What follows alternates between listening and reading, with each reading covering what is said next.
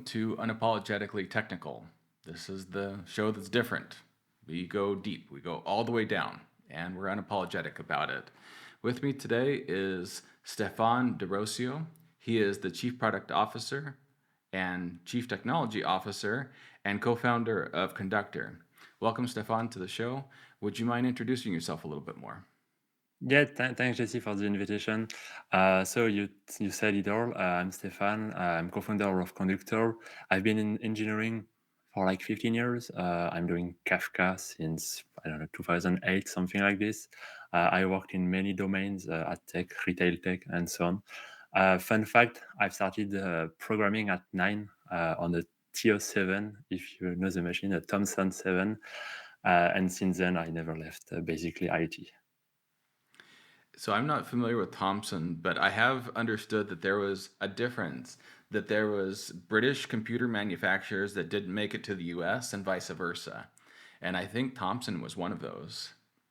So I was in a French for me. It was we were in a French school, and my teacher was kind of geek and already bought or retrieved a lot of TO7 computers, and so we were already doing like basic or Q basic I think and logo thing at like 8 or 9 years old. So I don't know where it came from.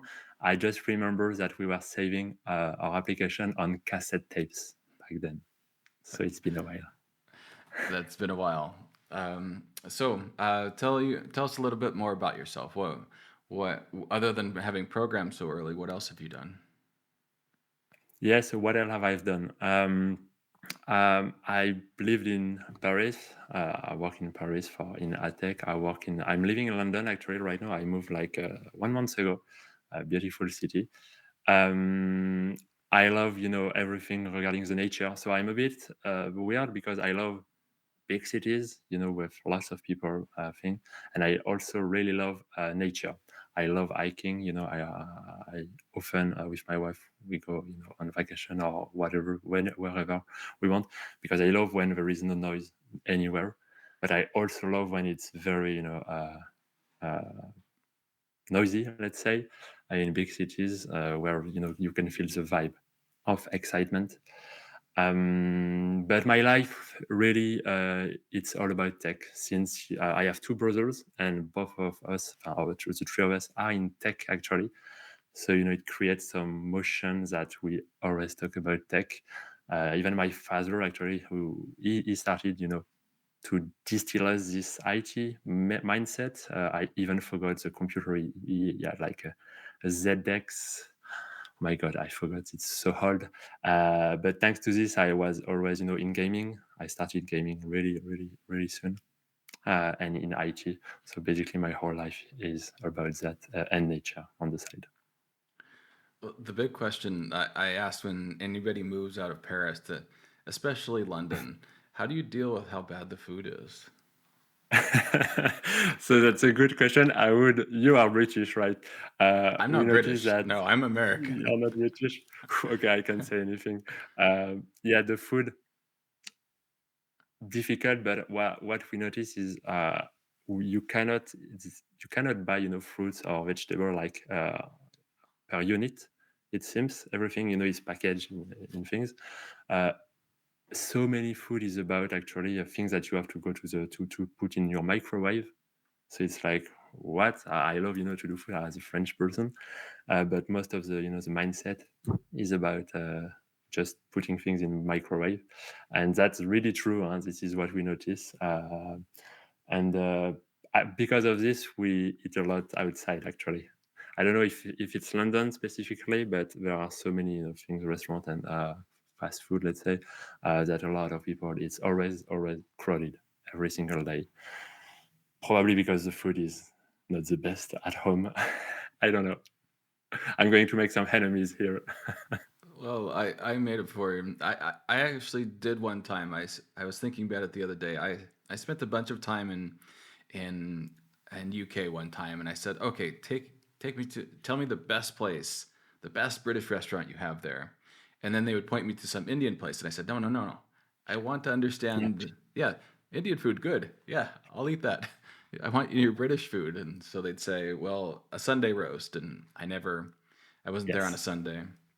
But I also it also reminded me of this place I told my family about in Iceland. Not the country, but there's a store where everything is frozen, just called Iceland. Everything in the store is frozen. It just blew my mind of here's here's this frozen vegetable, this other frozen vegetable, and this frozen meal, and yeah, And it was one thing about British restaurant in the world, if you go to any country, you can find Italian food, French food, US food, British food. There is no British restaurant if you think about it in the world. Oh, I never saw this. So maybe there is something here. there is. But yeah, Perhaps I would there say is. there's British pubs, and then they'll have pub Yeah, food, but yeah. that's probably the only difference. So you talked about how you've been doing Kafka for quite a while. What makes you so interested in real-time data and pipelines? So that's a bit weird, but I believe that queues are everywhere. Queues, the queues, the concept of queues.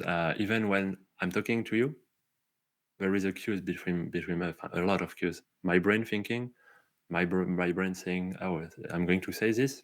Then it goes through internet, then it goes to your ears, and it processed again by your brain, and then you understand what I say.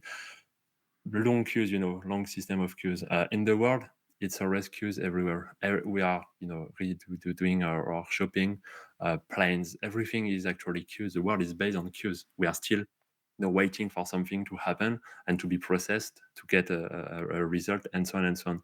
I'm always the kind of person, who thinks about uh, what is behind the scene of some concept of this kind of thing. And so because queues are everywhere, this is why I started I started to play with data professionally directly, after my studies.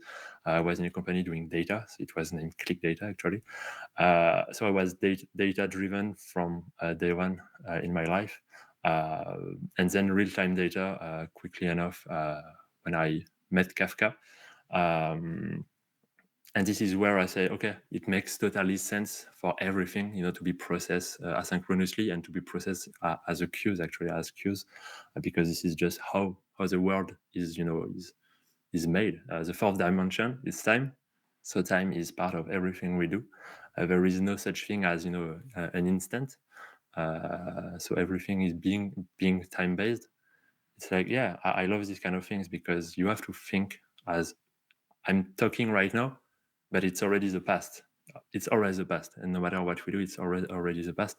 And this is a kind of funny concept that I love to have in mind, knowing that everything we do is just the past, and we are very small in the in the eternity of life, of the world, of the universe. We are just getting started on this kind of real time processing, real time mindset. um, and one of my favorite movies, Inception, where the time is merged into a three-dimension thing. uh, so I love it. So yeah, I don't know, there is something about time that for me definitely ring something in myself, uh, because it just I'm always thinking the little laws, the little slow, yeah, when you always see a queue, how many people are coming to a queue, or anything, any item coming into a queue, and then you think, okay, how much time does it take to process one item, and then you can know the throughput on the out. So the brain is always thinking like this for some reason. I don't know. I've started to create this idea that the best programmers have strong opinions about time and think about time a lot. And it's not just time in a queue, it's time in this, and it's time series database. And where in programming, we're often dealing with time in some fashion.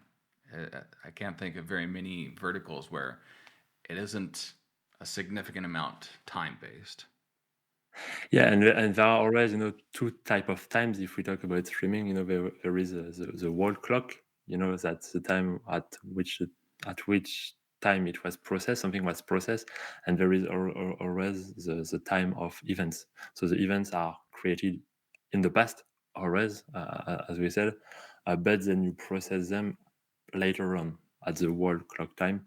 And so you always not one time to think about, but often two times. And this is what makes things complicated sometimes, because to troubleshoot or to explore data, you have to think about these two dimensions, when the thing happened and when the thing was actually processed. So yeah, it's true that time is something we have to think always about. Hopefully we still do batch, where we don't have to think that much about time, because it's done in a one-off fashion. But yeah, I believe more and more of engineering is about time, because everything is going actually to event-driven architecture. Everything by events is just the way to go in the world. So I believe that time is the thing we have to learn how to deal with time, and not just space actually. Yeah. Speaking of time and history, as you look over your LinkedIn profile, it's the first time I've ever seen this. You say geeking at this and geeking at that. So, what is geeking and why do you geek so much? I'm a proponent of minimalism, so I don't like to talk too much. And geeking for me, just geeking X, geeking Y, is just a form to say I'm just doing this. Because geeking, well, when you think about it, what is geeking? Geeking is, for me at least, just I want to learn something. I'm going to challenge myself to learn this thing, to try it, to fail, and to learn again. And it's like a virtuous circle where geeking for me is just this. We know we don't know a lot of things, and geeking is just okay. I took this time to try to nail something, to learn about something, and to test it. It's useless just to learn to learn. We all know this, but you have to test it. And no better, working at scale in a large company to geek something, and so to put your big things into production. This is where you hit a lot of problems, let's say, and this is where you learn a lot. And so this is what I consider geeking. It's just that I don't like to have like long list of bullet list, blah blah blah. Geeking is enough. Minimalism is the best way to live, I believe. So, you were just talking about minimalism. Does that minimalism also reflect in your architectural and technical designs? Um, Tricky question. This is a kind of thing that as you are working, you are not alone, and you have to, to answer to business constraint and to other, engineers constraints that they are going to build the thing as well. So even if you come, with some minimalism idea, this is more often like an MVP if it's minimalist, and quickly enough you find yourself, uh, flooded by many other constraint, business scenarios that came from nowhere. And this is where minimalism is impossible generally to manage. What happens is more you start minimalist, but then it grows into some kind of directions for some reason. But then you look back every like 6 months, a year, you look back and you say, okay, what did we do? Okay, it's a big mess because now we learn things, we learn new things, we learn new business scenarios. The business itself, it's more clear what they want, and so you actually go back to minimalism. You remove a lot of things, you clean up things, and you split things. You do a better DDD, domain-driven design, and I think this is really a way of you start small, you grow, you try to simplify things, and you remove all the useless stuff. As a product, in a product mindset, you have to remove stuff on a regular basis. Nobody is using everything at the same time. Your product evolve. And so I believe it's the same in tech. In tech, we build things, it's going nuts, we clean up, it's going nuts, we clean up, it's going nuts. Even at Conduktor, we did that. Like we were going nuts, and it took us 6 months to go back to something easier, way more easier for everyone to manage. And we know that we are going to go back to a highly engineering curve, where we are going to build new stuff, but we are going to learn, and in a year we are going to go back to simplify things and so on and so on. I really believe this is how the whole IT world is doing. Yeah, when I work with teams, that's one of the messages I try to tell them is don't overcomplicate things initially because with distributed systems especially, they're complicated enough as it is. If you start complicating that just straight out of the gate, you will get even more complicated. It just gets worse. It doesn't stay at the same level. So I always suggest keep it as uncomplicated, ideally as minimalist as possible. But it's really a skill. It's really a skill to keep things simple. It's a very hard skill because you always have to have this in the back of your mind. Not everybody has this on its back on its mind. Really, really hard. It is. And so we talked about you being French. If people couldn't tell by your accent, you're from Paris. And I always find it interesting. You can tell the Parisians, if you spend enough time in France, you can tell the Parisians from the rest of the country. I never have understood why, but I found that to be interesting. Even through your English accent, and an English French accent from Paris is different than the rest of the country. It just is. But anyway, the question is why do you think France is so insular with its technology and innovation? Well, I would say, why do you think that? I think that because I would talk to people like you, or I'd talk to other people and I'd say, oh, wow, that's really, really interesting. I've never heard about that. And people within Mm. France will know about it. But as far as getting that to the rest of the world, that never happens. Or think of the last tech conference you attended in Paris, for example. They're in French, but they're generally not in English. And so there's Yeah. this issue of France being very insular in that way. Well, I think you have your answer is because we don't speak a good English. I would say I don't know how in Europe how is our rank regarding English level, but we know from France we know that we are kind of bad at English. I'm sorry, I'm going to make new enemies in France. Sorry guys. But yeah, maybe this is something like this because we are speaking French and we are not good at English generally. The educational system maybe is trying. We are learning English from early days already, but maybe it is missing something, some experience. But anyway, yeah, we love to speak French, and if you put English people and French people in a conference, French are going to speak French with French people, English with the rest of the people. I don't know. That's the way it is. That's a cultural thing.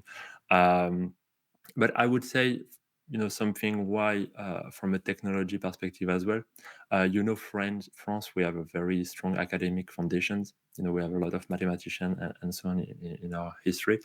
So I think we love, to demonstrate things. We love to do things by ourselves. This is, I think, really a cultural thing. We are not. I think US is amazing to trust, anyone and just yeah. I understand what you say, and I will buy, your product. In France, it's a country where things are a bit more delicate. To sell yourself actually, it's not part of really our culture. We understand things, but we love to demonstrate by ourselves how things are working. So we love to do home grow stuff on our side in a company. We even have what we call French tech in France. To say the least, that yeah, we are very we love our country. This is a movement. This is an organism that represents all the cool modern French tech companies in France to really identify themselves together as a group of French tech companies. So yeah, I think all these kind of things, the language, this culture, that is this history that we have in us, and also the regulations. I don't know if we are non worldwide for this, but we love regulations. So we love, we care a lot about data privacy, data security of our stuff. We don't like, when our data are just in the world like this and we have no control. So while it can make good things, GDPR, and change how the world is shaped, sometimes it can also, impede us, slowing us down because of this. Think tomorrow you want to start a company in France, you have first to have so many regulations about your data, about your company, about so many things. So it will take like a month to get something actually out and to test it with customers, because otherwise you might be in conflict with the law and have problems. So yeah, I would say we are a bit risk averse. We don't like to take any risk, so we are going a bit slower, and so we do things by ourselves. This way, we are in control. I think this is changing. I'll be honest. Even the government, is giving a subvention to any company who wants to start its activities in France, especially in AI these days. I forgot which company. An AI company has migrated, to Paris, thanks to the help of the government. So things are changing slowly. We are getting more and more, tech oriented. So it's good. But we still have to fix, our English probably. Yes, I've heard that. I've also experienced it, but I've also found that if I made an effort to speak French, I speak enough Mm. pleasantries that people will generally reciprocate. Or now I speak fluent Spanish and Portuguese, and between those three and English, I can usually understand sometimes 60% of French. It's been Yeah. helpful. Yeah, it's still helpful. But yeah, you understand, but yeah, French is, I don't know if it's one of the most complex language in Europe, at least, not in the world, but yeah, not an easy Yes, language. c'est la vie. So we talked about geeking. So let's talk about one of the places where you were geeking, and it was Yeah, an ads company, and you were yeah. doing data. What was it like geeking on ads and data in the early days? So yeah, it was at Power Space. So we were an advertising company. So it was amazing. So back then, what's very nice about advertising is two things. The domain of advertising is huge, is beautiful, complex, and huge.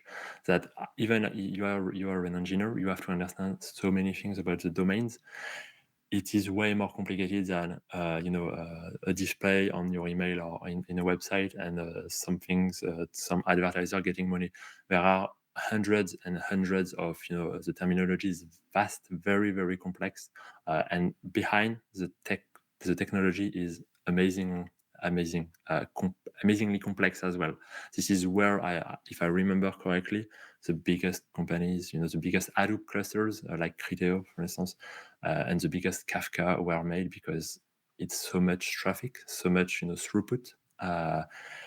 It's a vast domain, and it's a very throughput oriented domain. So these two things make geeking advertising very interesting. Because it's a lot of tech challenges, a lot of technologies. I could enumerate easily 10 technologies we were using back then, just to make just to make the system work. I can, let me just give you a few names that might ring a bell. But Hadoop, MapReduce, Spark, Pig, HTable, Hive, Impala, Kudu, Druid, Flume, Dataflow, Kafka, Bigtable. All these kind of things, you have to articulate them together to get the best value of them. So it was really interesting from an engineering perspective.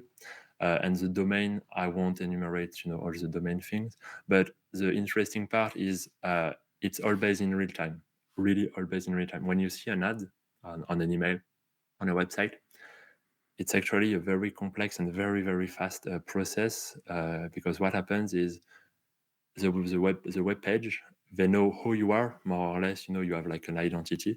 They know which page are you on. They know the context. It is sent to a company like Power Space, where I was, and then there is like a bid process. So it's based on RTB. RTB is real time bidding. So based on all this information, it is dispatched to many other entities to say, yes, I want this user, I want to display my ad here, and I'm willing to pay 10 cents, 20 cents, whatever. And then it goes back to the user in the browser. So, and the whole loop of things should take like, 20 milli, 30 milli, something very, very fast, because you don't want to take 1 second to show an ad to a user. So all these kind of things are like per user, per web page, per context, what time is it? What is the weather outside? All these things are valuable because you want to have the best conversion rate when you show an ad to a user. All these things are very, very interesting. It's just a bunch of data. It's a bunch of real-time data, actually. It's a bunch of partners. You can display images, the text. It's on the website, so each website has its own template as well. So all this thing is like a marketplace, of a website and advertisers. So people who are going to pay to show their thing, and you are just in the middle. This is what makes this thing exciting. And on top of this, you have to display actually to your publishers, so the website, and to your advertisers, so the people who are paying things, what is going on in real time. You have to show them your ad was displayed, hundreds times here, and you just paid $1,000 in 2 minutes. Okay, cool. And same for the website. So it's a lot where technologies like Grid, like time series database kicks in, because you want to show dashboards in real time, to show from a user perspective what's going on inside the machine. Well, it's interesting you mentioned Criteo, and that was what started that initial thought of, oh, wow, there's some really interesting tech in France, and I've just never heard about it. Because I interviewed Justin Coffey, and I'm going to apologize to the guy because I can't remember his name off the top of my head, but they were doing some pretty interesting things very early on, and Yeah. I'd never seen them talk about it, never heard them, never seen it talked about at a conference. And so it brought that, okay, why is there such good things happening there and I'm not hearing about it? And so it sent me on this mission. Culture. It is. And hopefully to all the Frenchmen listening, please, I'd love to hear more about what you're trying to do. And even if your English isn't that great, we can subtitle you. I don't have you ever heard that joke? So, No. so sometimes I'll be talking to a country, so Germany and Austria. They both speak German, obviously, but their accents and the as well as the words that they use are so different that they subtitle each other, which is funny. So that's how that's the difference. We'll just subtitle you if your accent's too strong. Never saw that. Crazy. And maybe now, maybe on this one they'll say, "Oh, that's why Jesse had to subtitle Stephane." No, you should be very understandable. Well, good. So your next position was at Auchan, and for those people who don't know, Auchan's a French grocery store. They're all over Europe. In fact, I would say probably some of the best cheeses that you can get because it's all a bunch of French products and they're very tasty. So, how are groceries using data? Grocery stores.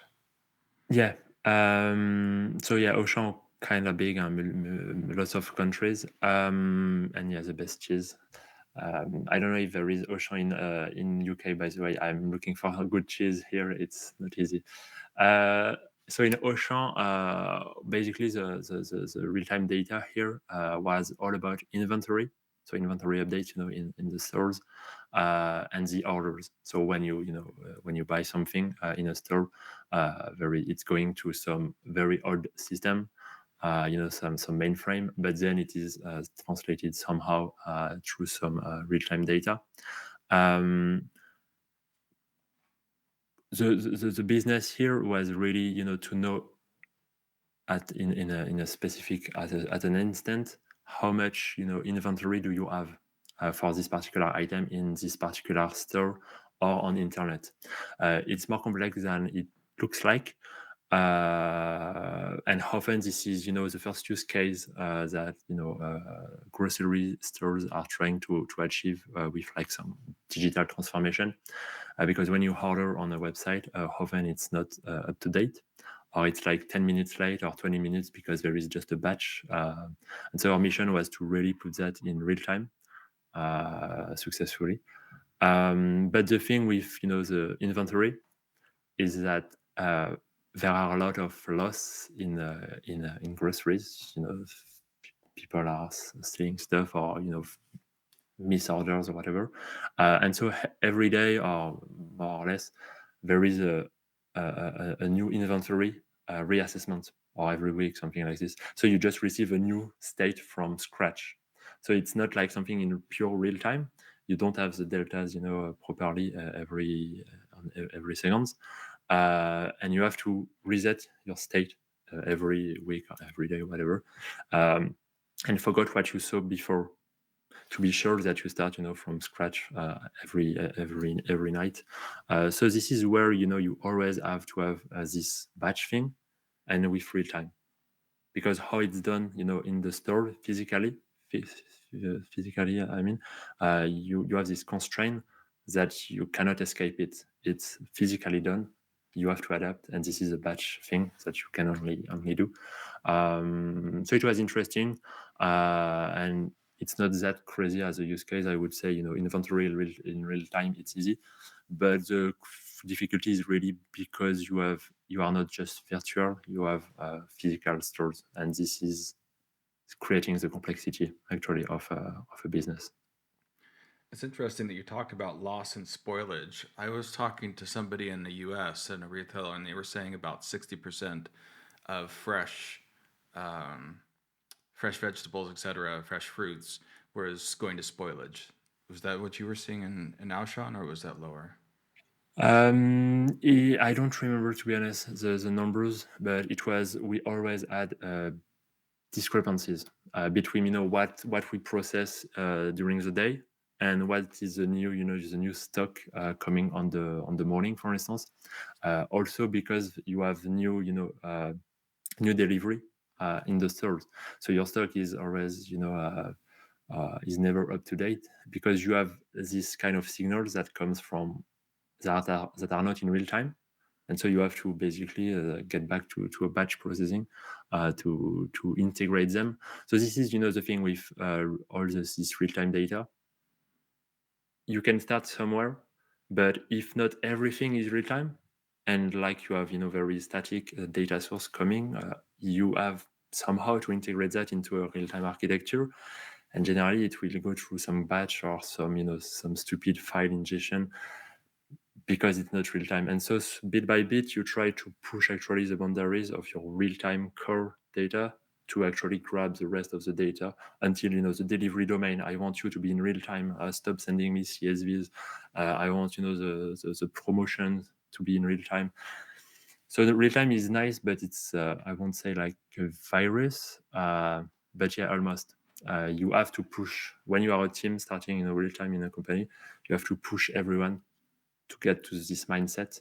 Otherwise, you are going to have massive issues and probably to fail, or to not be able to answer, properly to some kind of problems.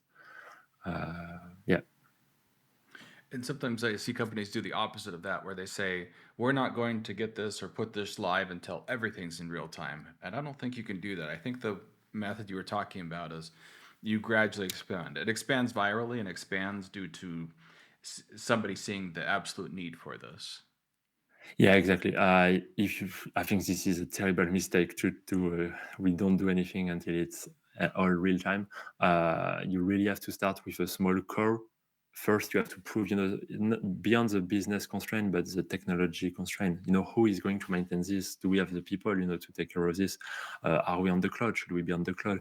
All these technological constraints that you have to fix first, and then you can always have, if you, instead of sending a file, what we were doing really at Auchan was that we were some service was sending us files, and we were just parsing it to independent lines, and we put that into Kafka. So there is always this frontier of the old world static, and somehow you just integrate it into the real-time world, and then you expand like this. And it's not that complicated, and you are in control of the thing.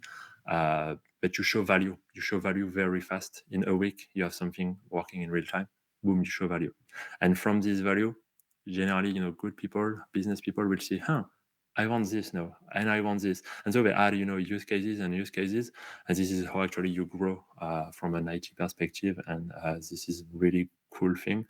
Yeah, yeah. So yeah, always start small. Yeah, anybody who's watching this is my exact experience as well. Don't start with this huge thing, show value. What Stephane is talking about, this is how you do real time projects. So the next company you went to was Adeo and Adeo Group, and most people probably don't know it, but it's Leroy Merlin is Yeah. the name of probably the most famous one. And for those who aren't in Europe, Leroy Merlin is the equivalent of Home Depot or a home improvement store, Lowe's, for example. And so, what was the initial architecture? Because you were brought in to do some architectural changes. What was that initial architecture, and how did you change it? Yeah. So yeah, Adeo is worldwide and it's everywhere. Architecture was well very simple, classic pattern, big monoliths, big monoliths. Everything you are doing in all your orders, from in the stores on the web, were going to one system, one monolith. So you can expect, a massive team, massive support team as well. A delivery, I don't remember exactly, but like once every 3 months or something, or even worse. To be honest, I don't remember. And it was always, a mess to say, oh, we have to test. A new release is coming. What is inside? For which country? Because multiple countries, they all have, different regulations and different, way of working. So every time it was like the war to say, okay, we need to release this big mammoth. So everybody was like this, all the product owner and stuff. So ADO said, okay, let's think what is the next step. And the next step was to really go to a distributed microlit, let's say, microservices architecture with Kafka in the middle. Why this way? Every domain were no, owners of their data. So many domains in a retail store. You have the delivery, you have the shipping, you have the customers, you have the orders, you have the stores, you have dozens of domains. And the logic was, okay, all of them are going to take back ownership of their data and how they do things, and they will have their own roadmap. So this way, they will be very, agile in and be able to deliver things like every week, boom, boom, at their own cadence. And this way, ADO, the big IT and the value for customers, for users, will be every week a new thing. A new thing will be delivered every week. And so this is the thing that we started, and I was at the origin. We started with the customer order system to put Kafka. So basically, from the website, when you add something into your basket, boom, it goes through Kafka actually, and then it is processed by a new service, and it goes back into Kafka to be evaluated by the delivery domain and by other domains. Basically, it's a loop of services, and then it goes back to the customer, to the user on the website, for instance. And it was really what we just discussed a few minutes ago. Huh? It was impossible to change, in a month or in a year. These kind of things. We started very small, a core things, a core team. We were like 10 people doing Kafka back then. And then now the whole company, thousands of developers are doing Kafka because all of them have application linked to Kafka. And bit by bit, we were deprecating the old systems, and it worked actually. And so today, I think everything, multi-countries, and everything is powered by Kafka in the middle. So yeah. So that's an interesting thing. How did you deal with the issues of taking something that's synchronous, so as your monolith, and then changing it to be asynchronous? So there's several different parts. There's an organizational part, and then there's the programmers trying to understand Yeah. this is how things happen asynchronously. So, yeah, that's a good question with a lot of complexity behind. Uh, let's say let's start from a tech perspective. Tech perspective, uh, we were to combine actually asynchronous, processing, so pure Kafka, with synchronous things, because some other, dependencies, uh, or even, the mindset of, doing everything asynchronous and you should not depend on an API was still not there. So it's a mix of asynchronous plus synchronous things, because you need to call a microservices somewhere which is synchronous, because it did not transition yet to something asynchronous. And when you add your item to your basket, then it's asynchronous behind the scene. But as a user, on my interface, I need to see the result, popping, changing. And this was a bit complex because from a front-end perspective, you expect, you don't, when you send a request to add something in your basket, normally you should wait for a response. But here it was, you send a request and then you get a response instantly because it is processed asynchronously. And so there was a new way for all the website to work, to say, okay, no, I have two channels. I have a channel to send my stuff, my commands, my orders, and then I have a channel to wait for answers from the backend. It was kind of complex. I remember we even somehow force the backend to wait. I was totally against it, but there is still transition period, because it was so complex to manage from a business perspective and from a tech perspective, that why should you wait? I add something to my basket, I should get the result as a response. This mindset change, shift is a bit delicate. So from a business perspective, it was, what the hell? We could talk about eventual consistency. This is where we could talk for hours about that, and this is really the thing that I think I said this word eventual consistency 1,000 times back then, with engineers and with the business, with the PO. Like, no, but you should not wait because it's asynchronous, because blah blah blah. It makes sense, but it makes no sense from a business perspective. Really, really complex. To be honest, we never find the best way, and this is the kind of thing where you start small, so you need to. It won't be perfect, because it won't be possible to be perfect. But you need a plan to say, okay, what is the plan? Yeah, we are synchronous in these things. We should remove them somehow later. But to be honest, I'm pretty sure we still have synchronous things combined with asynchronous patterns, because you need to move forward. So yeah, very difficult. It is. In fact, I'm started using an API from Interactive Brokers. They're a brokerage firm, and their API was kind of weird in that it was a call that you would basically put a callback, and you would get a callback. And the very first thing I did was find a Python library to make it all synchronous again, because Yeah. I wasn't writing a UI. I just wanted calls to be done synchronously. So I guess the point for those who are watching is that you can't do the other way around. You can't take something synchronous and make it asynchronous, but you can't take something asynchronous and make it synchronous. Yeah, that's correct. And you are going to have a lot of troubles with eventual consistency. Let's be clear. Yeah, and so something there's and you rightly point out, some people just won't understand.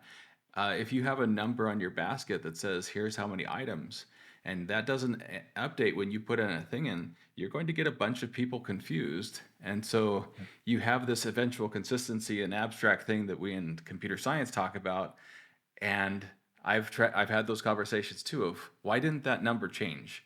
Well, that number more than likely didn't change because of eventual consistency, that the data that came back before that had actually synced up. And well, yeah, there's ways of dealing with it, make it less bad. And you are going to talk about versioning as well, because it's a distributed system. It's a distributed among a distributed system. So this is where we won't talk about it here. We could talk for hours, but this is where you have like Lamport clocks or vector clocks to say, okay, if you have a diversion, in the time actually of processing things by different services, and somehow it converge again. Where is the true? How do I merge my things? And this is where it starts to be very complex. And this is where, when you do this kind of architecture, event-driven architecture, this is where sometimes you lose the grasp of what is happening, because you have so many teams, so many applications, your events are going all the way and doing things. You have no clue what is happening. You have no clue if is it going to converge from a user, from a business perspective? Am I going to have the right thing? So what is right in this world, of eventual consistency and of versioning?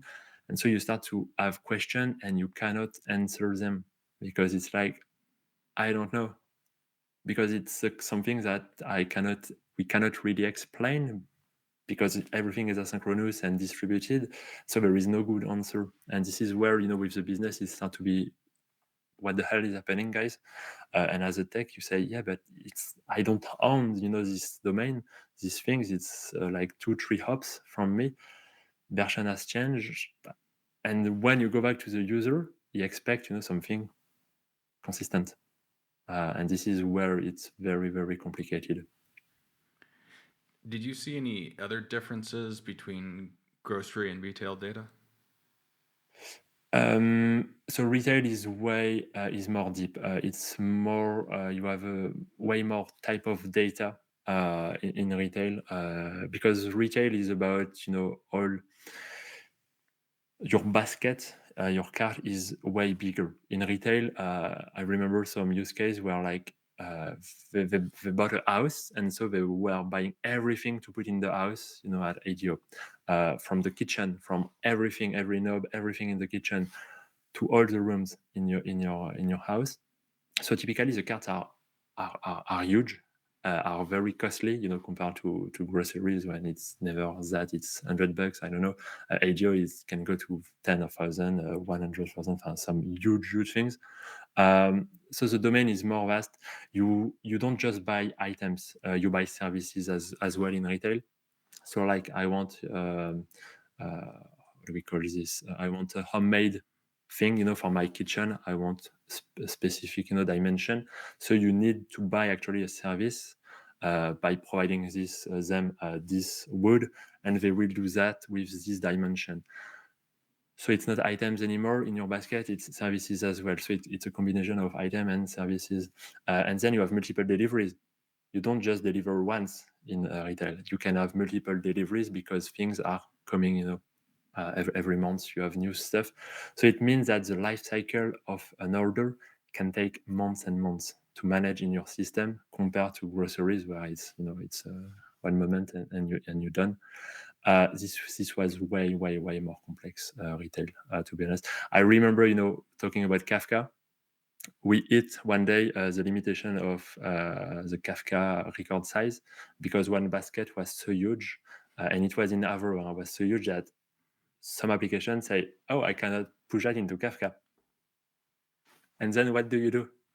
It's technical limitation, but from a business, they say, "I don't care, guys," and it makes sense. And I remember this one is I don't know how we fix it.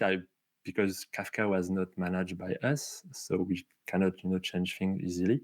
Um, yeah, and you can get into these kind of problems. Very fun. So what happened? You can't leave us hanging. Did you fix it? We fixed it, obviously, because this was one use case among many. We fixed it. How we fix it? I would really say that we changed the limitation really on the provider side because we were like blocked. But we never found a solution to fix it really in the end. Because it was maybe 1 megabyte, I think this is a default. Maybe we raised to 2 megabytes somehow. But it will happen again, and probably it happened since I left, because in this kind of things, basket can be huge, and you also have like, people on the retail side, the collaborators, they talk about your orders in your orders. So they comment about this thing, they talk together, and everything is part of the order. So I remember another item where people were talking so much, so the collaborators of the enterprise of Adeo were talking so much about an order that it hits also a limit because it was in the payload. But these kind of things, no matter your limitation, you are going to hit the ceiling one day. And I believe this is where the tier storage solutions are amazing to do that, because you forget about this kind of stupid technical constraint from a business perspective. Who cares? You should not think with this. And Kafka today still force you to think like this, or you do not think about it, and one day you are going to have a big problem and what to think, what to do. So good luck. Yeah. On a problem like that, it becomes operational and probably a little bit technical, where you probably would have to change how the topics are set up. Did you try compressing the field, or was that? Yeah. It was compressed. Oh, it was already We had compressed. good Wow. practices. Oh yeah, of course. And it was Avro. It was Avro, so it's already naturally compressed. But this is we are laughing, but it can block your business, because if my small Spring Boot application cannot deserialize my thing because cannot send my thing, what is it doing? Will it fail? Always on the same thing? What will be the behavior? And this is the kind of behavior that we don't think, because it's something that nobody thinks about, that I'm going to hit the limit of Kafka. No, you don't think like this. You think business. How is your application is going to interpret and to work? Good luck. To be honest, we are going to talk about that after, but this is where our solutions as well, Conduktor, we help you to nail, to find these use cases, to avoid that your business is just blocked because you misconfigure your Spring Boot application, for instance. Well, that's a very good, nice lead in to talking more about Conductor. So now we will now transition to the whiteboard and start talking about our first question. What is Conductor then? So what is Conduktor? Conduktor has changed a bit. I just talk about the existing status. We are to start with, we are a management interface over the Kafka ecosystem. So let me try to draw something here. Yeah, so you have your Kafka and your Kafkas. Typically you have many Kafkas. And Conduktor, we are really, let's say this is my UI. It's first a UI over your Apache Kafka, and about all the other pieces. When you do Kafka is not a standalone unit, a standalone application. It works with the schema registry. You have Kafka Connect. You may have SQLDB. You may have Flink. You may have various monitoring solution, and so on and so on. So Conduktor is really, the first piece of Conduktor is really something to help you, operationally, to manage your whole ecosystem. Kafka is a black box. The whole Kafka ecosystem is a black box. And so when we started in 2020, this is the first thing that we fixed, that, okay, CLIs, are cool. API, calling an API with curl is cool. But this is not how I want to work. This is not very efficient. I'm losing my time. So this is where the UI was created, to help you have visibility into everything which is happening, to help you have best practices. Hey, this topic is misconfigured for some reason, to be able to troubleshoot. Like, I was talking about this big, large message. Then you can go to Conduktor maybe and to look, okay, what are the size of my messages today? Am I going to hit some limit or not? So this is the first thing that we started with.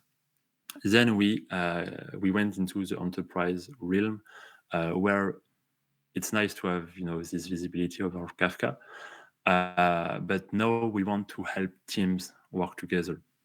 Not just individual developers, but teams. And this is where we started into the self-service, the federation, and the governance. Like, okay, how do we manage how a platform team in an organization can help structure its teams to be autonomous? You don't want. We saw that too in many companies, having a central team being asked anything about Kafka, and anything about the business, the application. Oh, how do I set up my Spring Boot application? What is the configuration for this? How many partitions should I create? Often they are like a bottleneck. And so one big aspect that we created was really to have a governance part, let's say, self-serve part for developers. So this is all the UI, fancy UI, very useful from a productivity perspective. You don't lose your time. Basically, you put a framework, your central team put a framework, and you work in this framework. And the other part was, okay, UI are nice, but my data are not using a UI. Okay, my data are using Kafka directly. And this is where we started to build a Kafka proxy. So this is another program. I think our logo is something like this. Oh my God, I hope my designer will be okay. So what is this gateway, this Kafka proxy? It basically helps your applications. It gives more control to your application. It gives them more security. It gives them, you can control actually as a user what are your application are able to access, like service accounts, airbag, encryption, all these kind of things on the data plane. This is what we do as well. So basically, we are working on two planes. The user plane, one could say, the control plane, and the data plane. And by doing this, we basically give you, a new conductor, give you a new powers, new superpowers, let's say, to your whole Kafka infrastructure. So we give, flexibility and productivity, efficiency to the developers, so to the people, who are working, and also to your ops or central team, to give you this flexibility to actually set up and protect their infrastructure. We'll go into detail, I believe, in what is the proxy is actually doing, but it helps you, your platform team, your SecOps team, to put good practices and good patterns on top of your infrastructure, where often you don't have such facilities, let's say. Okay. So perhaps the question to ask before we start getting into how the gateway works is to talk about the difference between API compatibility and line protocol compatibility. So we'll go to whiteboard 2 for this to help draw this out. Okay. So going back to Kafka first, there is an important matter here is so Kafka is as a bidirectional compatibility mode. So Kafka is about two things. It's about the client, and on the other side you have Kafka, so the brokers. They talk back and forth, on 1992. So it's a TCP protocol. It's not HTTP or something. It's already, a pure dedicated implementation in Kafka itself for many reasons.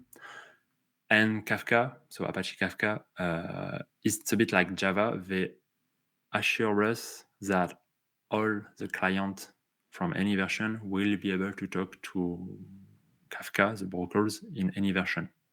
So this is the line protocol is really, really strong, meaning that you can have a client with still Kafka 1.0, Kafka client, very old one, still running on Kafka 1.0. But you can have a Kafka brokers on the latest version, like 3.8. I even forgot which version we have. So there is this kind of, on the line protocol, there is this, there is a negotiation, basically. The client supports some APIs. It says to the brokers, hey, I support this. I'm this version. I can only talk with this language, with these versions. And the brokers can adapt, actually, can say, okay, talk to me with this language. A broker is able to understand all the versions of the API protocol, of the line protocol, of the Kafka protocol. And so it does a translation, basically. Each time he gets a request, he can, convert it to its own language, the latest version internally, and do its magic. And then he will reply back, to the client with the versions that the client understand. And this is a back and forth thing. So you can have also a client, in 3.0 talking to a broker 1.0. If he's using, the existing, he will adapt. Basically, the client will talk in Kafka 1.0 protocol, even if itself is on the 3.6 protocol. I don't know if that answers exactly, Yes. your question. Yeah. So to be clear here we have the brokers. The brokers talk amongst themselves, and that API is usually they try to keep that within probably a minor, because you're going to, as you upgrade these brokers, you're going to have to do roles, and so they may not all be on the same line protocol version during that role. So there is some compatibility here, but these brokers talk amongst each other. And then here we have our clients. And although he talks about clients, these could be both consumers and producers. In the Kafka Yes. API, they're referred to or thought of as clients. So whether it's a producer, it's a consumer, they're going to go over this port 9092. And so this is from a line protocol perspective. Now, what about the API perspective, an actual line API, programming API? So are you so in the line protocol? So you have a lot of API keys. You have like I think it's 66 verbs in Kafka 3.3, I believe. So yeah. So all these verbs, it keeps growing. In Kafka 1.0, I think it was 44 verbs. This is all when you consume data, when you produce data, when you ask for metadata, when you commit a transaction. There are 66 verbs that the Kafka, so clients and brokers understand. All of them, basically, let's take one simple, the fetch one. So fetch in the protocol, the API protocol of Kafka, fetch is consume. Basically, I want to consume data. Fetch is, let me redo that. Fetch is a key that, yeah. Sorry, let me interrupt you there. So when I'm talking about API compatibility, I'm not talking about line API. I'm talking about code Mhm. API. So an actual, let's say, publish. So in your code, let's say it's Java or it's Python.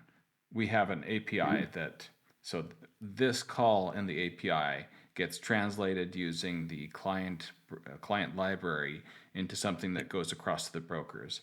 So when we Yeah. talk about APIs in Kafka, we have to distinguish between things, because this code, if we were to change this and we were to put in a different version of, let's say, Kafka, we may have to make a few changes to our code because of deprecations, for example.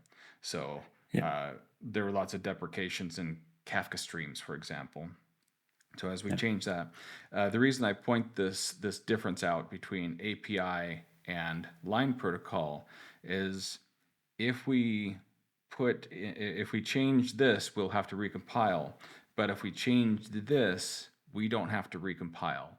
And this is important for the concepts we're going to be talking about in a second of API compatibility, line API compatibility.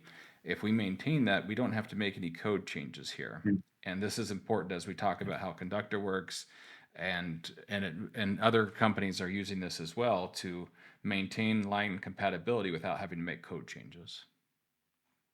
I believe the API, yeah, the line compatibility, it's always a thing because it's managed by Kafka itself, by Apache Kafka. So the official, clients and the brokers. But yeah, when it comes to the API, in Python, for instance, I don't think it's an official one, or there are several ones. It's more from a DevX experience as well. You might want to, improve your API, but under the hood, it's still calling the same Kafka protocol things because it's just the same.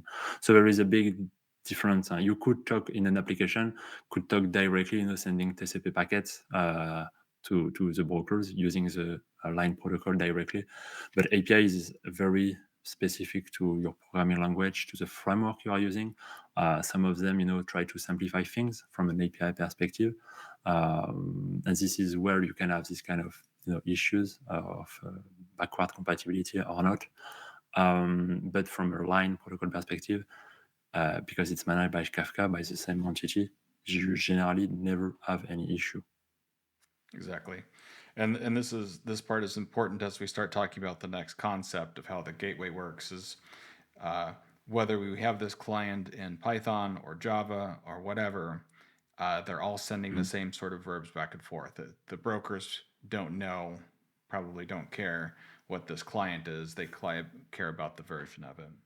So with that in mind, let's go to screen 3 and talk about how the gateway works. Yeah.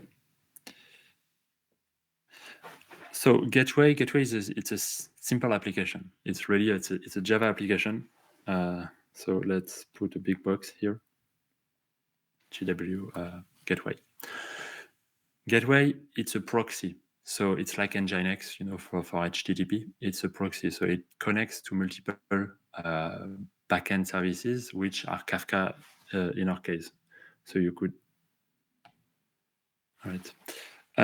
So the gateway is really just a Java application. It connects to multiple or one. That depends on your architecture. On brokers. Okay. And then your application, your clients, and your application, so same thing, connect to gateway. So what we just did here is like, let's say, Spring, Python, and so on and so on. Your application connects through, instead of connecting to the brokers, they connect to the gateway.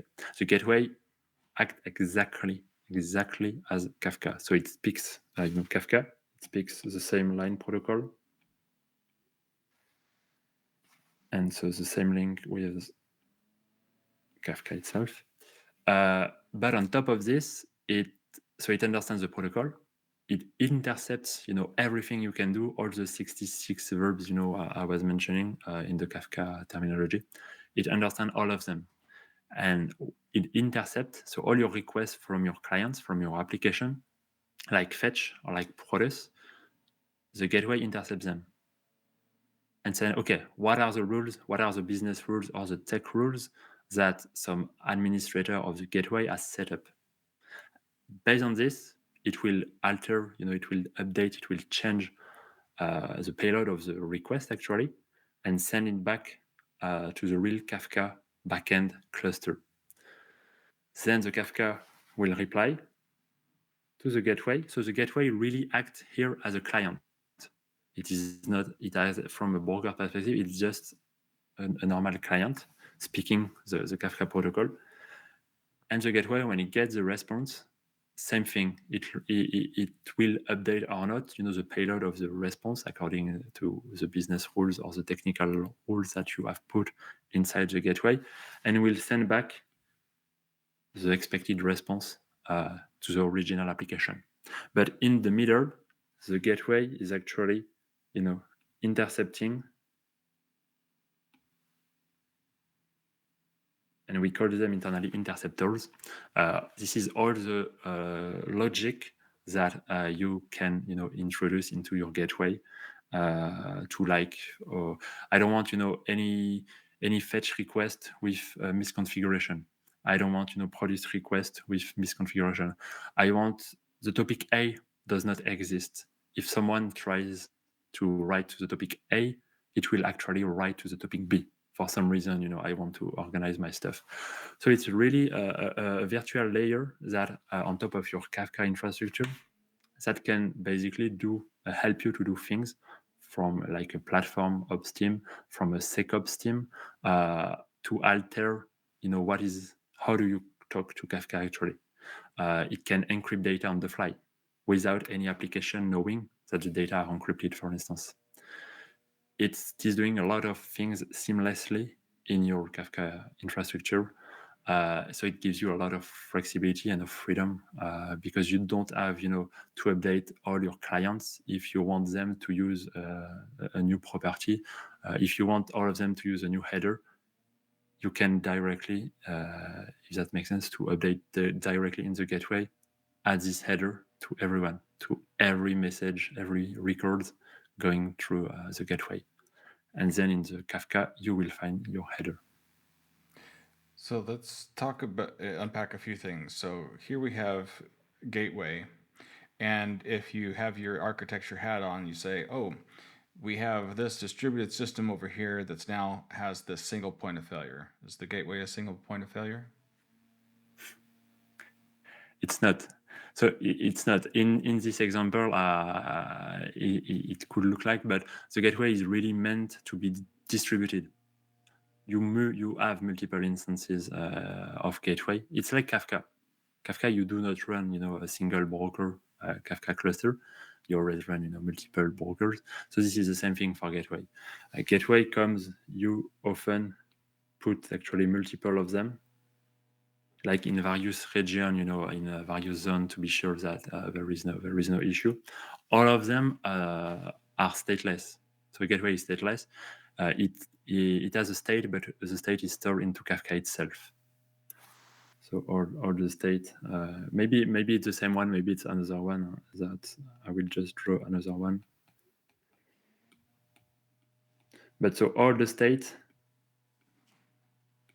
are in a Kafka, and so it's like Kafka Connect. So Kafka Connect, all its states, are in Kafka, and each time you start a new Kafka Connect, so here a new gateway, it is fed from all the existing state which is in Kafka, and is up to date, and now can accept traffic and have the same business rules than the other gateway. So gateway is not a point of failure in this regard. It's a very small app that you deploy multiple instances of them. You can add a LB in front of them. There is no, it's not. It's something that we even recommend. You can use it as a sidecar pattern. So in Kubernetes, all of your apps, like with Istio and Envoy, you can add a gateway. This way, you just, like, let's say you want to encrypt data, but you don't want your data to be unencrypted, even in Kubernetes. You don't want to have like a gateway which is far in the network and have plain data, over the wire. So it's one of customers. You deploy the gateway in a sidecar pattern. So all of your applications, they have their own sidecar on the local host, the loopback, and the application sends this data to the local gateway, and then the local gateway encrypt your things, and the data are already encrypted when they leave actually the container. Yeah. I just drew that out real quick in case people don't know what a sidecar is. Here we have our container, and in that container we have whatever app we have, gateway. The app is going to be talking back and forth with the gateway, and the gateway is going to be talking directly with the Kafka cluster there. So there's another concept that I think that people might have heard, and that's cattle versus pets, where your Kafka cluster is very much a pet cluster. It's needs to be maintained, it needs to be cared for. Where I think most of big data, we've hit the point where most of them are cattle. Your Spark cluster is now cattle. Your Hadoop cluster is now cattle, but your Kafka cluster has remained this. And so one of the things that I've seen here is that we could now treat our Kafka cluster as cattle if we have these gateways in front of it. A friend of mine did this at a bank where they actually used a gateway similar to this. They wrote their own and then treated their Kafka clusters as cattle. Have you seen anybody do that yet? So we do not see it like this yet, but we with this kind of thing, we see that the gateway is giving way more flexibility actually to your with your infrastructure. So if you want like to migrate to a bigger Kafka clusters, you by putting the gateway in the middle, we have customers doing this. It gives basically this layer of unique authentication and a new layer that can actually route things inside. And as soon as you do this, you change your application to talk to the gateway instead of your backing Kafka cluster. It gives you freedom. So after you have all the freedom to unify your Kafka clusters, to migrate from one cluster to another. We also have some failover. So we are managing, the gateway is able to manage the failover between one cluster. When one cluster is failing, it can seamlessly move the traffic to another Kafka cluster in another region, for instance. So yeah, we don't see exactly the use case you described, but this is up to us, to our customers to actually use their imagination to fix their pain, basically. It's really, the gateway is not a magical, thing that we give you more like a toolkit according to your pain, to your challenges. You are going to use a few features, or all of them, depends on you, to do what you want to resolve. This is more how we see it. It's especially for us, combined to the UI. There is a deep integration. So think of the UI, the conductor console, as like the control plane of this gateway. It gives you, the control to add rules over the fly in like a second. You can force your whole ecosystem to have like X equal all. Today we know that all the applications sometimes they don't start with X equal all.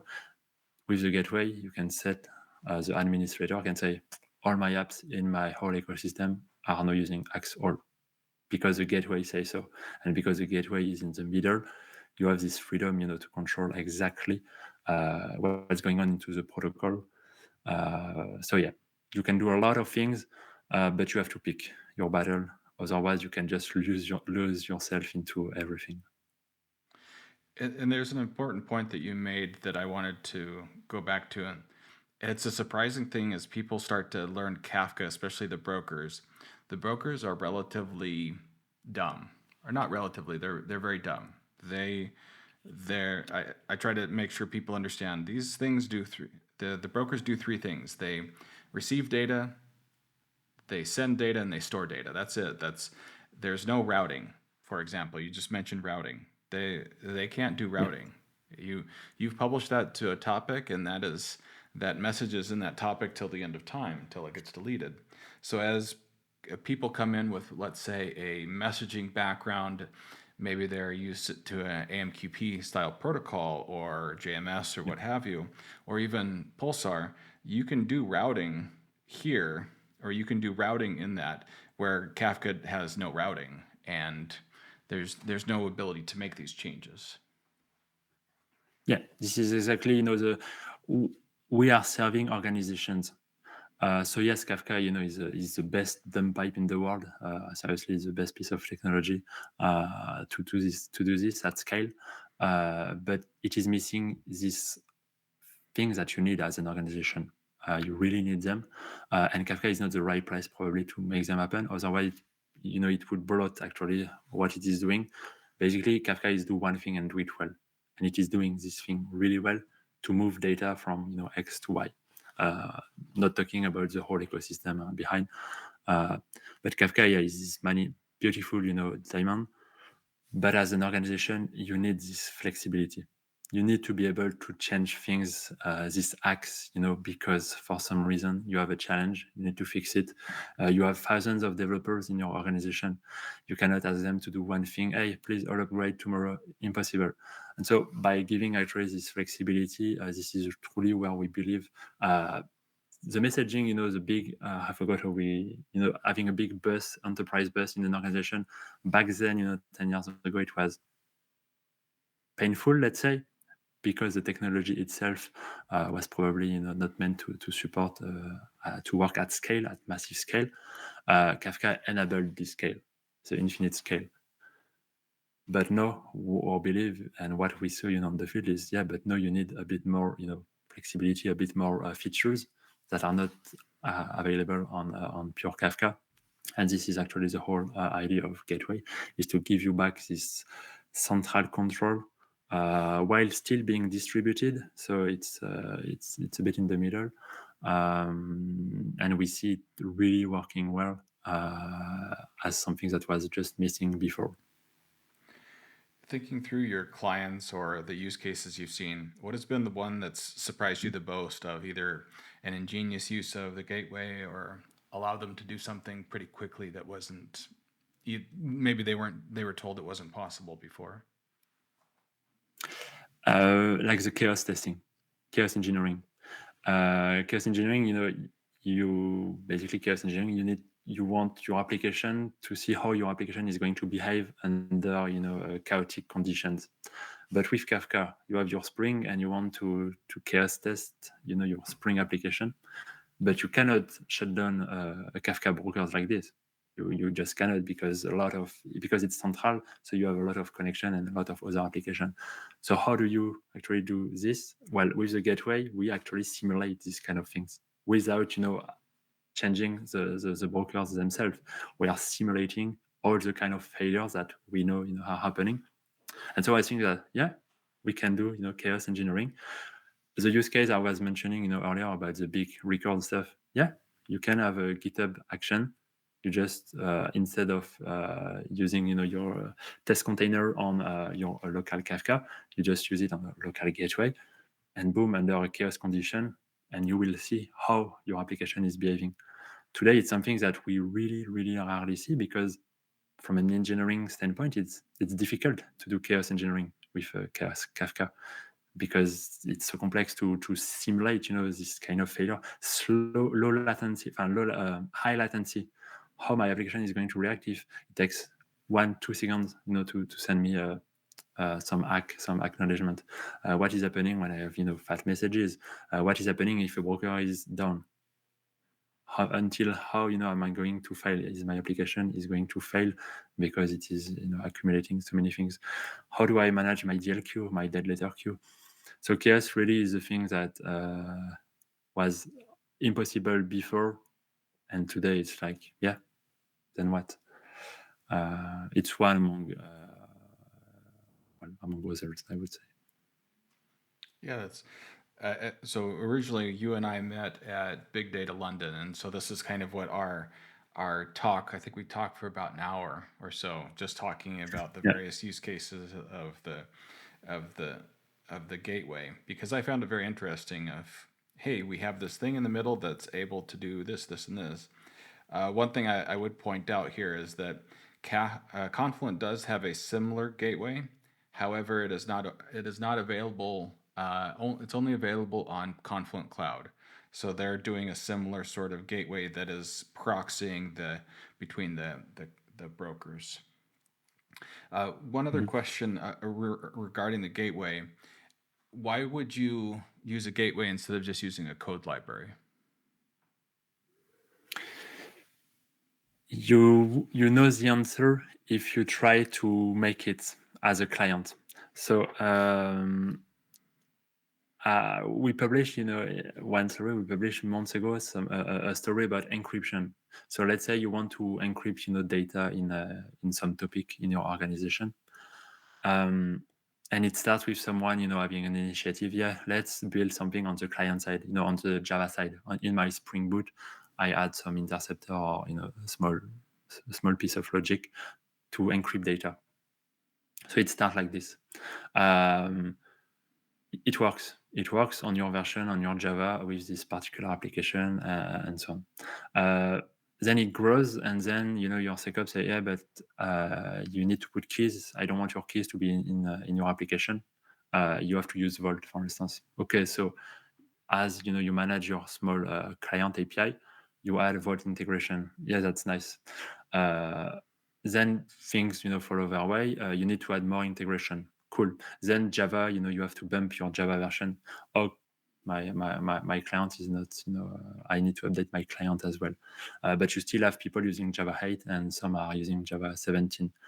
And all of them, because they need to read this topic with data where data are encrypted, you manage, an ecosystem actually of things, of APIs, of clients. Then you want Python. Python arrives in the game, because some data scientists are using Python. What do you do now? Okay, so you have to build your Python client library as well, supporting Vault and all these kind of things. You start to suffer a bit, and then you have a big problem at the end of governance, because every client, to encrypt or decrypt data, they need to access like Vault, for instance, to to have the decrypting keys. So all of them know they have their own credentials, or they have their credential to some third party, Vault, or it could be anything. Encryption is just one use case. Other use case could be S3. I want to do, like tier storage thing on my client. So you have access to a bucket with your own credential, and so on and so on.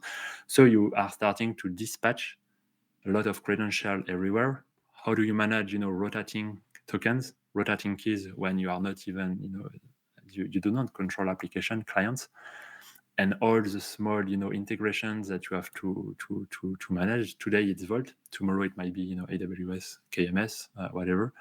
And then you start to have a big ball of mud because you build it on the client side.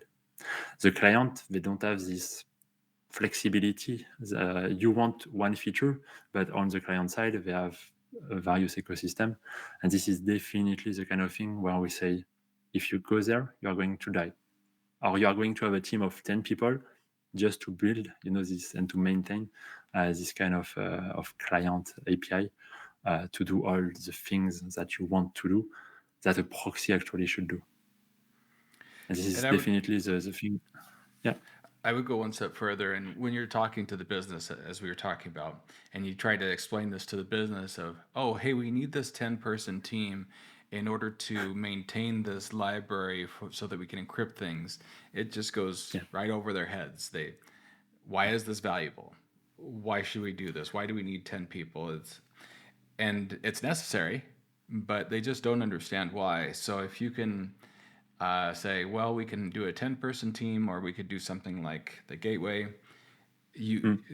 Those of you who are architects watching this is the sort of setup that you do, or the sort of, would you like to do this or would you like to do that? And it helps the business people kind of understand the problem. Yeah. Even from a cost perspective, if you think about it, all your small teams, multiply, added your team managing this integration, this client thing, it costs a lot in the end, especially when you are going to have an incident, because someone did not update its client app, it's going to fail somehow. You have a big mess basically to manage. When these kind of concerns are not part of the application, should not be part probably of the application, but should be part of something in the middle. This is where the service mesh is super helpful. You can see the gateway as a service mesh helper with Istio, and Envoy.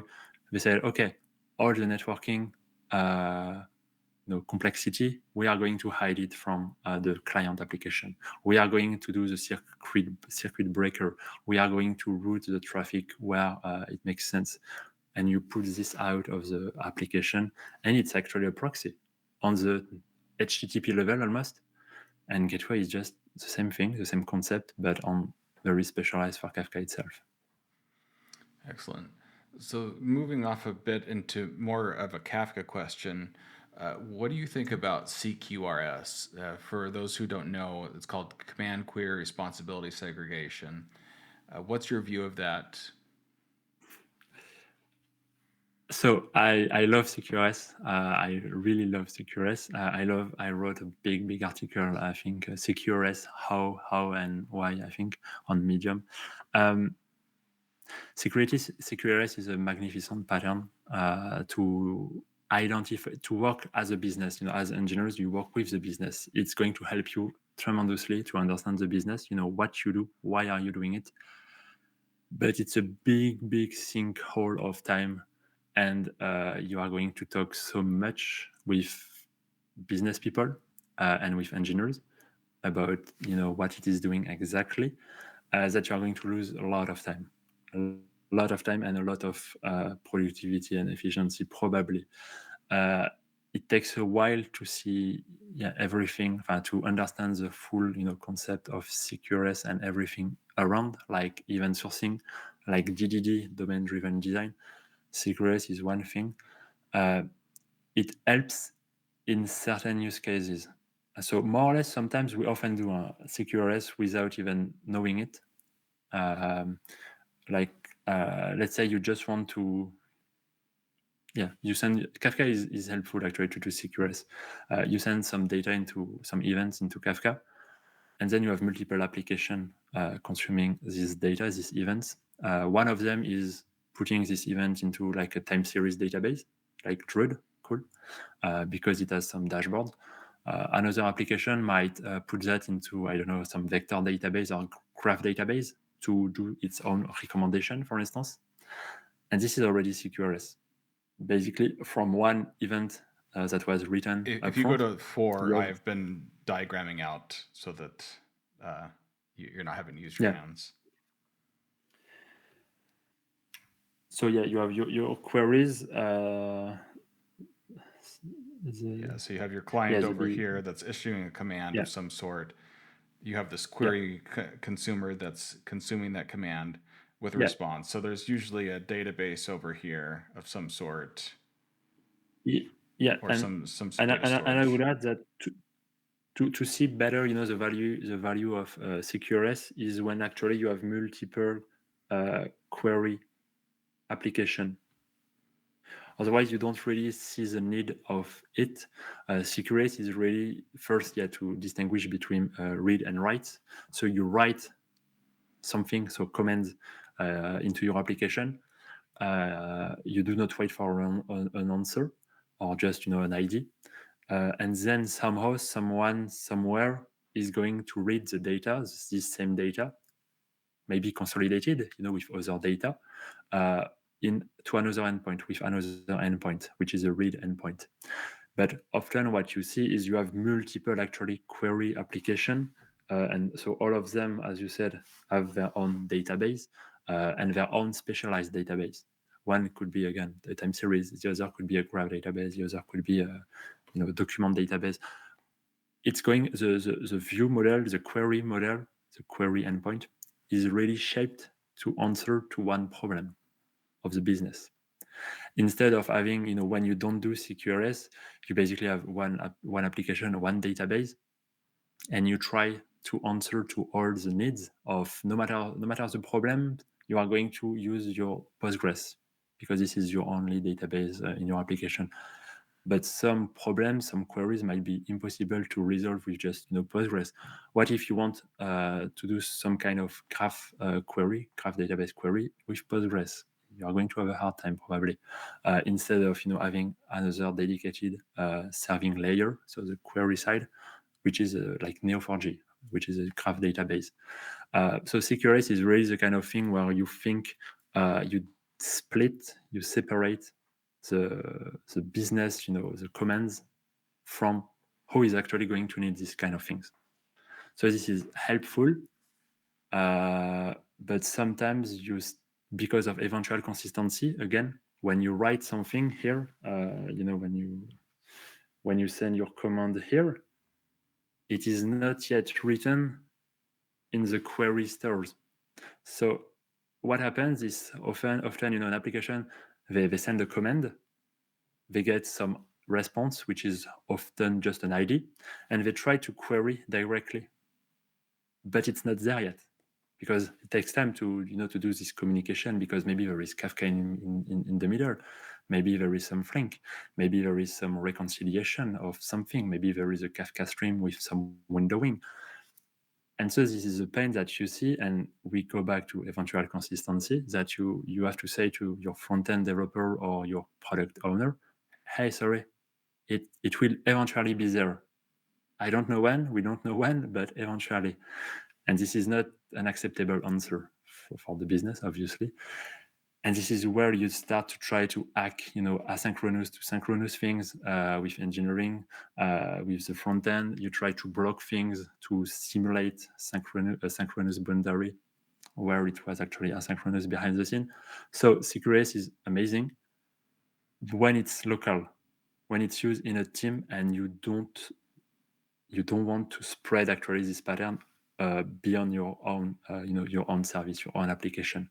You don't want to spread this complexity outside, and this is often where we fail, because you expose a read endpoint to the rest of the world of your in your company, and people will know how to write, will know how to read, and they won't understand what the hell is not, why it's not consistent, because you always expect consistency, and this is very difficult to achieve. So yeah, it's a beautiful pattern, but it's a very complex one to manage at scale, I would say. I think you summed up my thoughts on it very well as well. Be careful. It's a good pattern, but be very careful. This is something how you shoot yourself in the foot very bad. Maybe you shoot And you yourself don't in know, both feet. and you don't know yet, so you really have to read about that, and to think, POC, and think what is happening in 3 to 6 months with this thing. And if you feel that you are not confident, stay away from it, because you are going to lose a lot of time. Good. What's Conductor's approach to open source? Well, everything we do, the gateway and the UI is not open source. We open source the rest. So we try to keep for ourselves, our core business, let's say. We are sharing on our GitHub. You can go on it, Conduktor. All the learning materials. We have like a lot of learning materials to learn Kafka. We have open source proxy as well. Actually, it's not to be used in production because it is missing a lot of complex, regarding the networking, regarding the performance, and all. But we have an open source proxy to actually, for you to test what is this concept, because it's a concept that does not exist. I think Conduktor, we may be the only one today to do this, except with Confluent internally. But it's really something like, it's like a Kafka Connect, where you have like all these plugins, and so we have open source the same model, an open source proxy with these interceptors, so you can plug them, you can code your own interceptors. The framework, is open source, to see, how it works basically on your machine. You can go to production at your own risk, but I would not do it. But yeah, so we try, to offer everything which is, regarding learnings on our open source. Good. What excites you about some upcoming features of Conductor? So too many things, I would say. It's difficult to focus. I would say one global thing is, so we are not an infrastructure company. We depend, on all the players, on Confluent, MSK, Ivan, Red Panda, and so on. I'm excited because we are going to get to higher level in the data itself. So today we are, managing your Kafka, and we start going to like the self-service, so federation of developers together, how they work together, basically more the organizational mindset.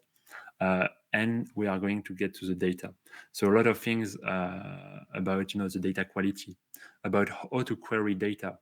Today, our mission is to make data streaming easy, accessible in a company, in any organization. Today, it's still a very developer focus. So one way we are working on is to make it more accessible through other protocols than just Kafka. We could talk about SQL, about APIs, about other protocols, that makes things a bit more easy to access actually the data behind. And the quality of the data. There is something called the golden data. You might know, the term. It's how do you make sure that my data in my organization is good to be used anywhere, as as all the good fields, the good values. It's not crap. It's not going to break anything. And like a business, a data steward could say, yes, I validate this data. It's perfect. It's properly shaped and all. Schema registry is not enough today. It's an integer. Yeah, it's a string. Hurrah! It's it's not super useful.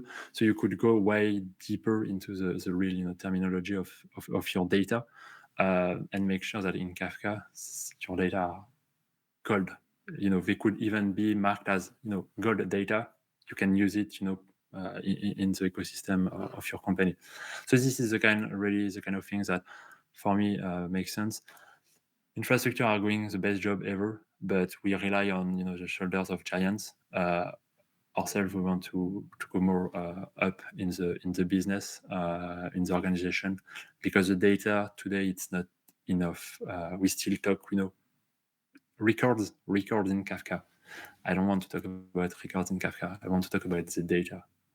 How can we add added value on your data, and how do we make sure that actually your data is good from a business perspective? Yeah. Excellent. So let's talk about you a little bit more. This is the first company that you founded. Why did you decide to found this company? Actually, this is the second one, but the first one was I was a freelance, so it's just a small company for myself. But yeah, Conduktor came because so I was having fun with Kafka for many years already, and I was helping customers with their Kafka problems, and it was always the same problems. How do you spread Kafka, in an organization? How do you make sure that people understand how to use it? How do you make sure people are efficient?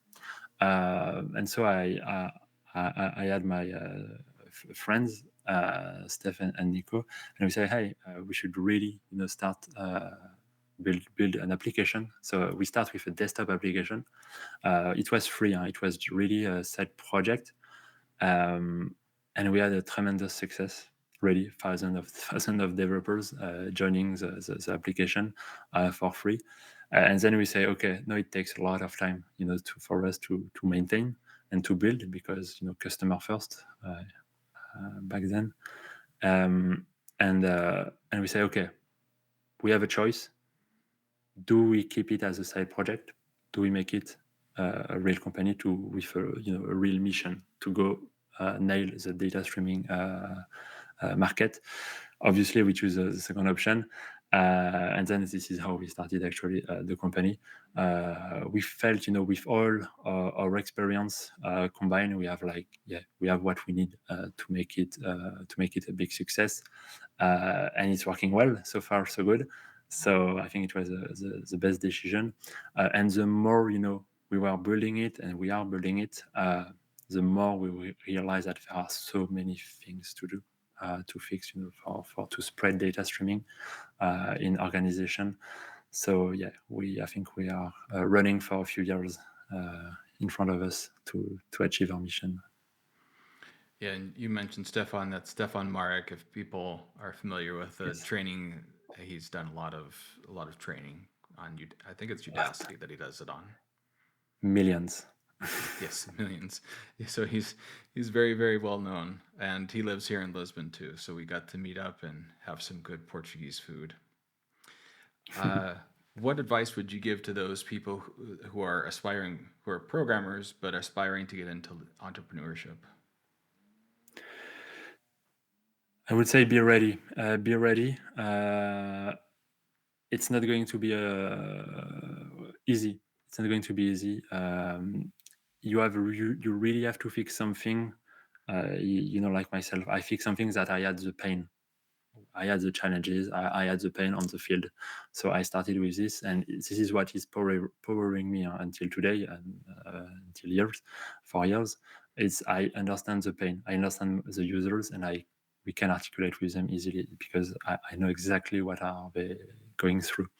One thing for entrepreneurship is really to know your market. Your market meaning, do you want to be first B2B or B2C?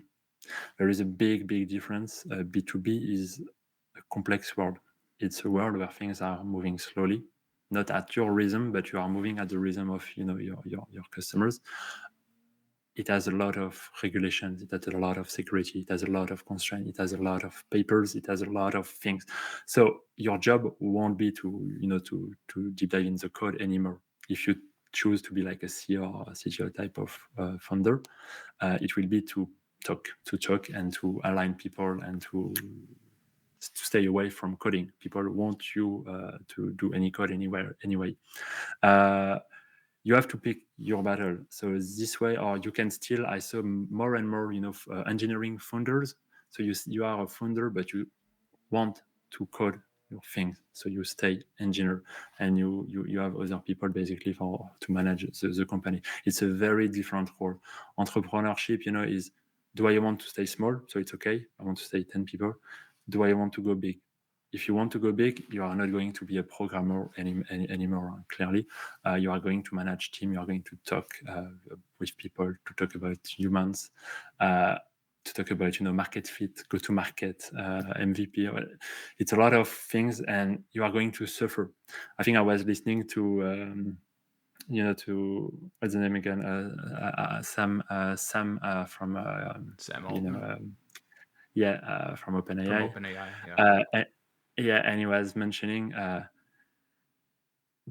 being a CEO or being a founder, it's just challenges over challenges every week. It does not stop, never ever. And so this is the kind of thing you have to be ready to be super resilient as an entrepreneur, super resilient. Because if if there is a difficulty and you stray from the path, you're done. Do not go into entrepreneurship because it won't be easy. So yeah, this would be my advice. Just be ready. Be ready. That's very good advice. It's what you see in the business books, what you see people put up on Twitter, LinkedIn. That isn't the reality. The reality of entrepreneurship is very, very different. So be ready is good advice. Well, Stephane, thank you so much for being here and sharing so openly. I really appreciate it, and I think people learned a lot about Kafka protocols. I'm sure they really wanted to know that and how they can do some pretty cool things with the gateway. I hope so. Well, thanks, Jesse. Feel free to go on Conduktor.io and to contact us, to talk about Kafka. We love Kafka, so we are always open to have a nice chat about Kafka.